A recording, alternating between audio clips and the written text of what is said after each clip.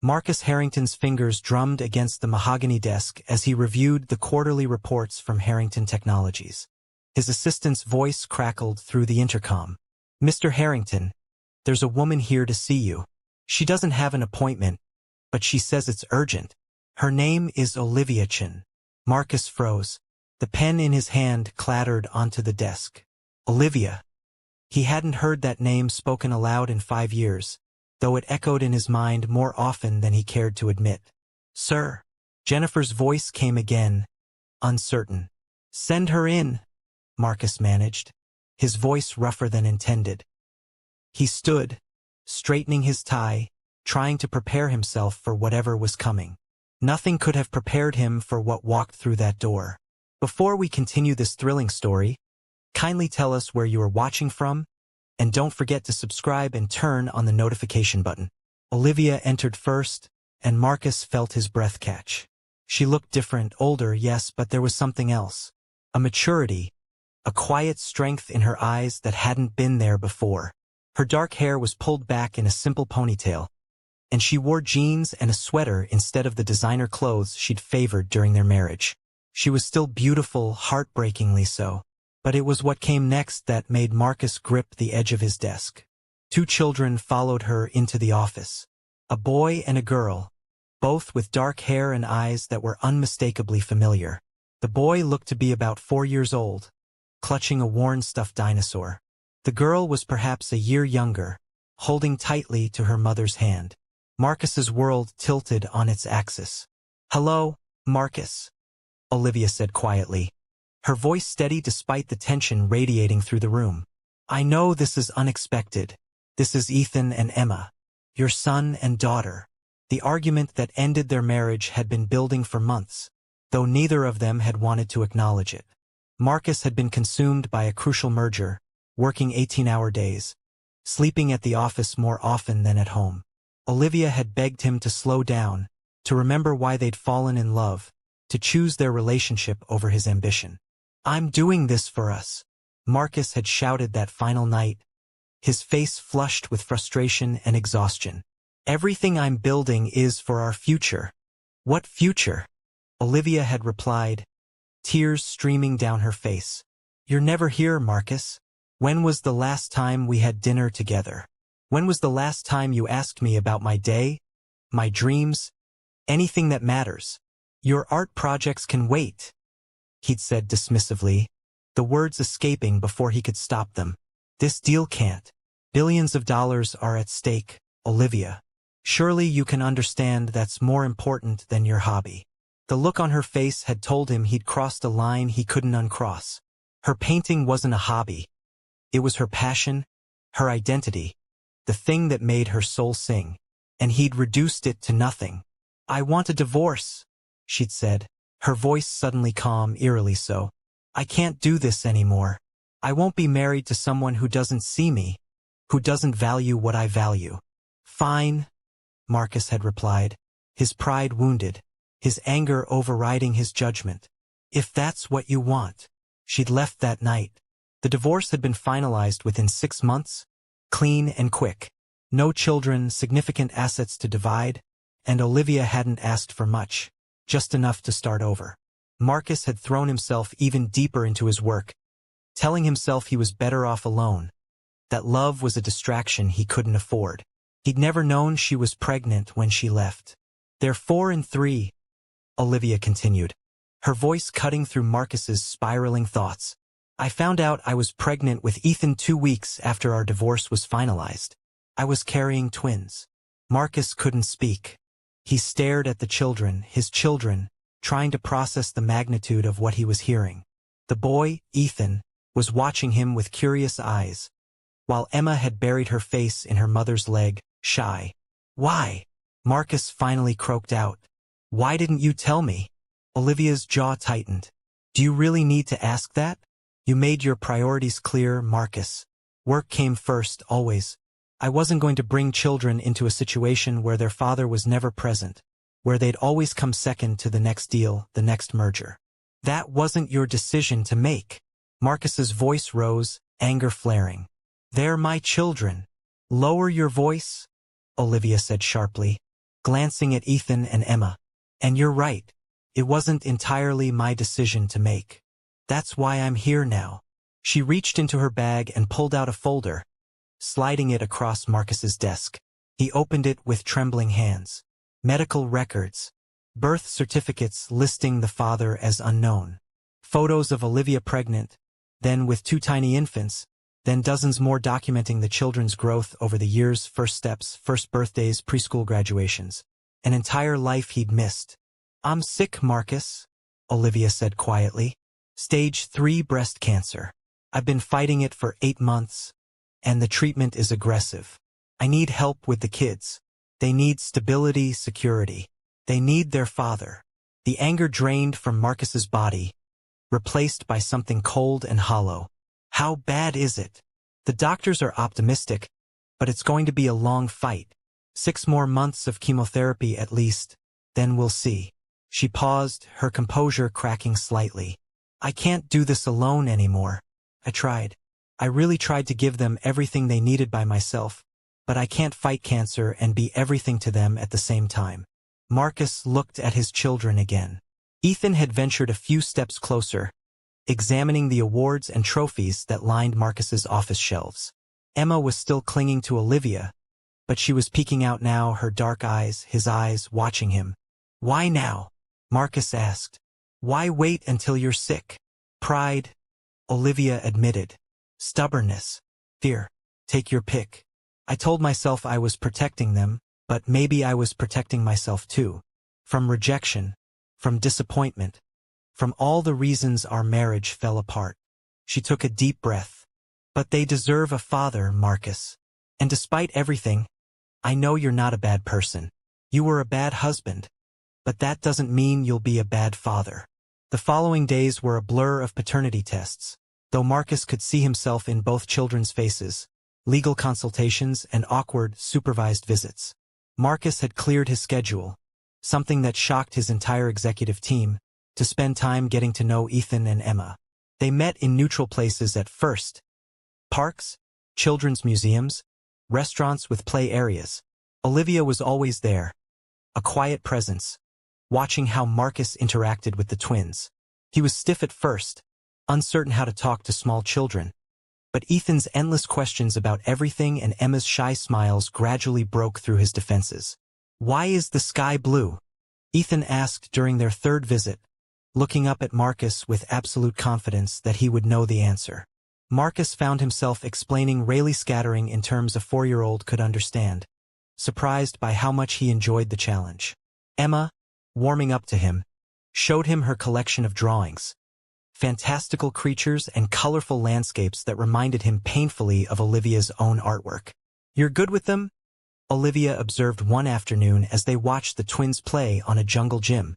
She looked tired, the effects of chemotherapy evident in her pale complexion and the scarf covering her thinning hair. I'm trying, Marcus said. I keep making mistakes. I don't know what I'm doing.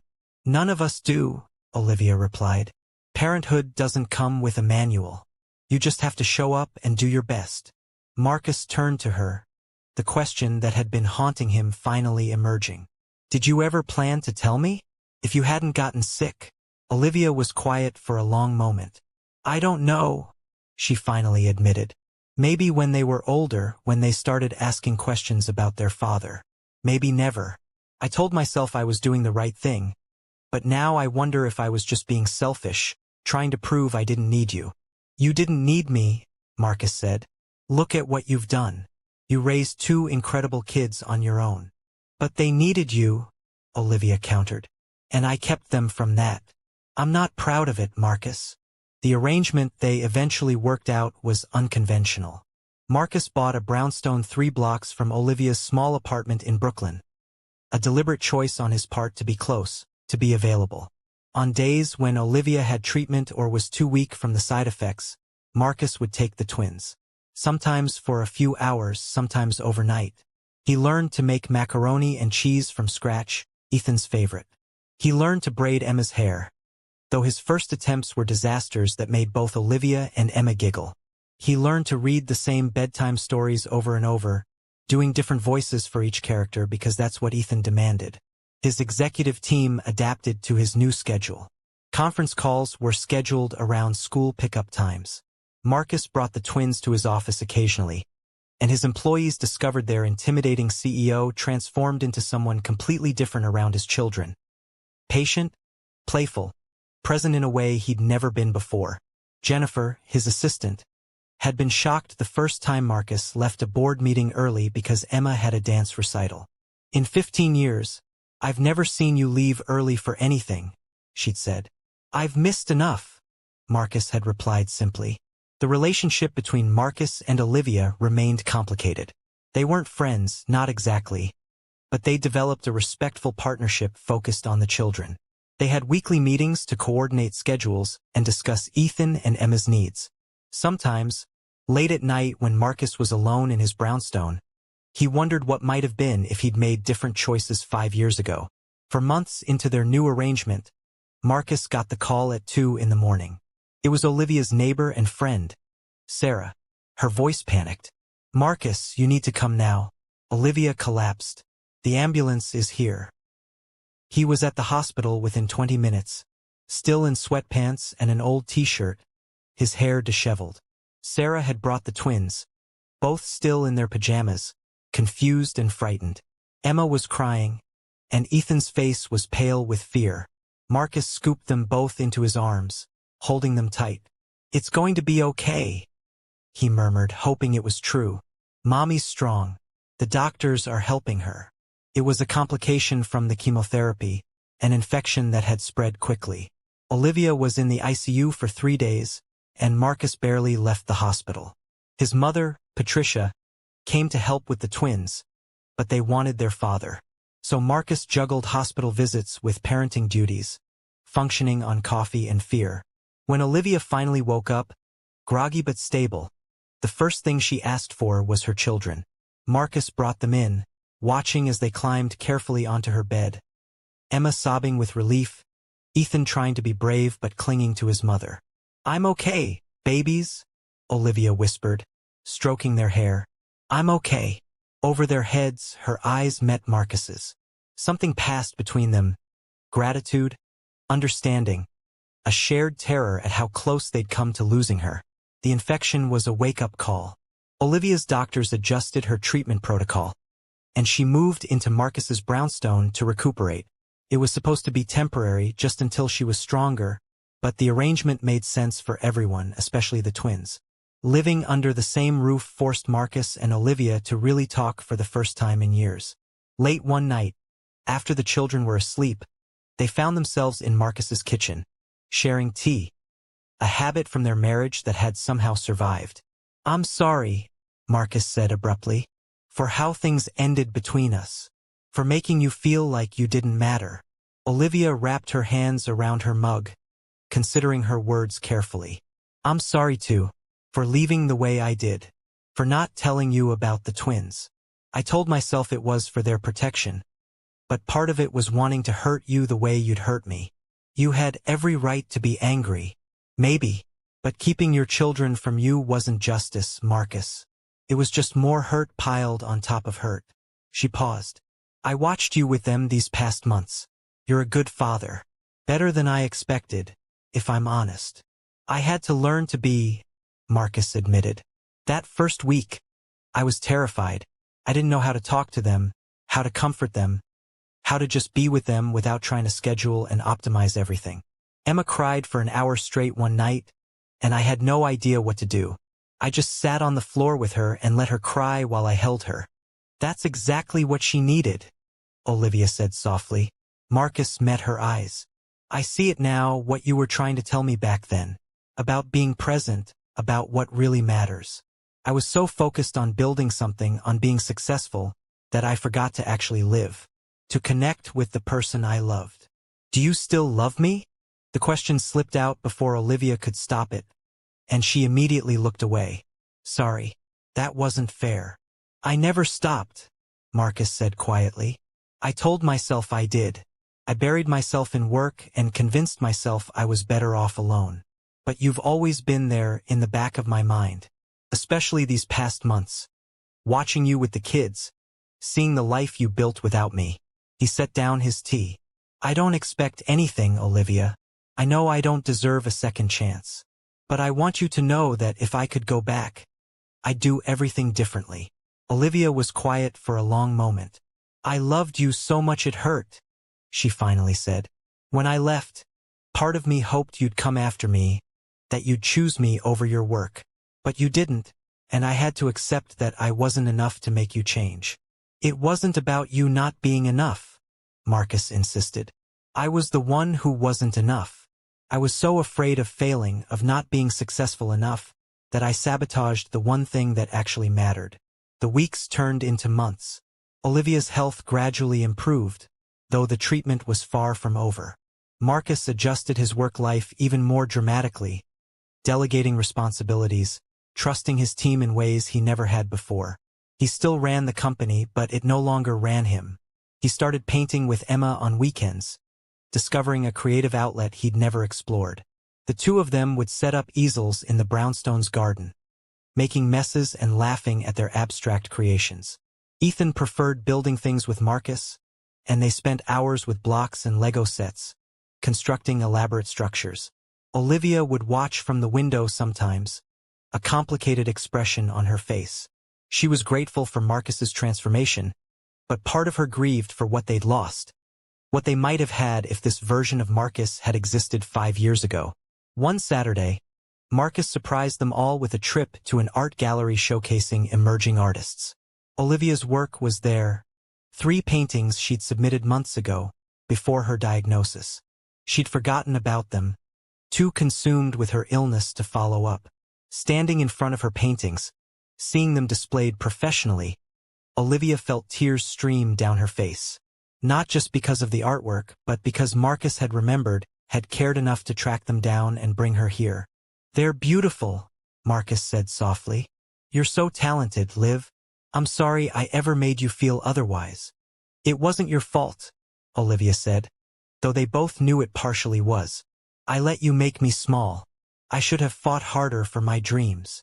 Mommy, your paintings are famous, Emma exclaimed, tugging on Olivia's hand. Does that make you famous too? Maybe a little bit, Olivia laughed, wiping her tears. Ethan studied the paintings seriously, tilting his head. I like this one best, he announced, pointing to an abstract landscape in blues and greens. It looks like where dreams live. Marcus's heart clenched.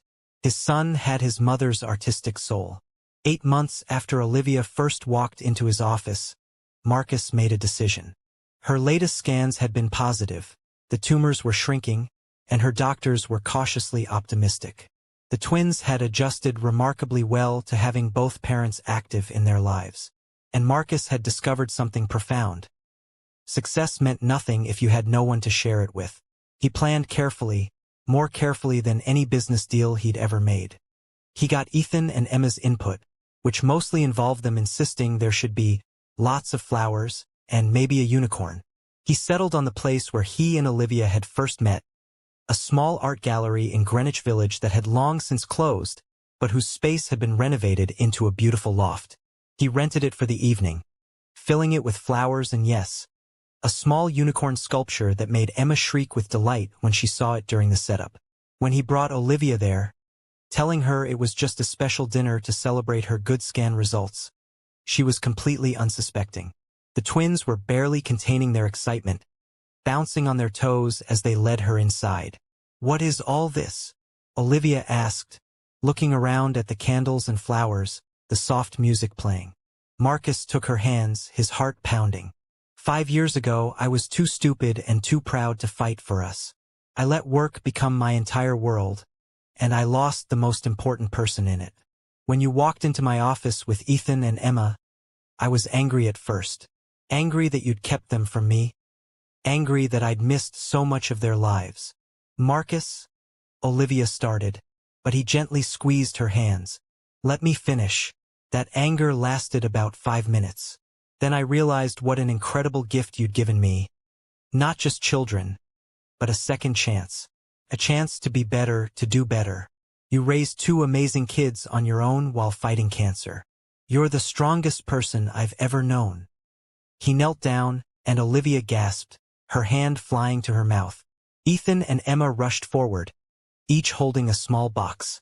They opened them simultaneously, revealing a ring in one and a note in the other.